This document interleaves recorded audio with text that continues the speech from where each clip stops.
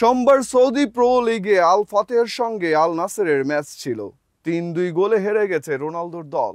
যদিও এদিন আল নাসেরের হয়ে ৯৯তম গোল আর ক্লাব ক্যারিয়ারে ৮৮তম গোলের মাইলফলক ছুঁয়েছেন ক্রিস্টিয়ানো রোনালদো।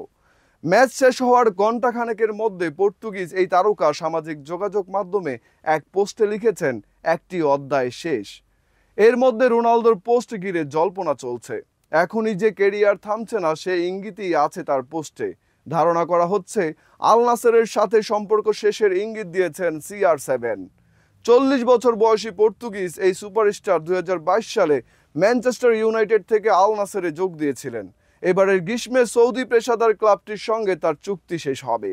ক্লাব বিশ্বকাপে অংশ নেওয়া ৩২টি ক্লাবের জন্য এবছর ফিফা আগামী ১ থেকে ১০ জুন বিশেষ একটি ট্রান্সফার উইন্ডোর খোলার সিদ্ধান্ত নিয়েছে। আল নাসর এবার ক্লাব বিশ্বকাপে অংশ নিচ্ছেন না। গত বছরই ৫ বারের ব্যালন ডিওর জয়ী রোনালদো বলেছিলেন আল নাসর ক্যারিয়ার হয়তো শেষ হতে চলেছে। রোনালদোর চিরপ্রতিদ্বন্দ্বী লিওনেল মেসি ইন্টার মিয়ামির হয়ে ক্লাব বিশ্বকাপে খেলবেন। ইউটিউবার ও স্ট্রিমার আইশো স্পিডের সাথে সাম্প্রতিক এক সাক্ষাৎকারে ইনফান্তিনো বলেছেন, ক্লাব বিশ্বকাপে হয়তোবা রোনালদো একটি দলের হয়ে খেলতে পারেন।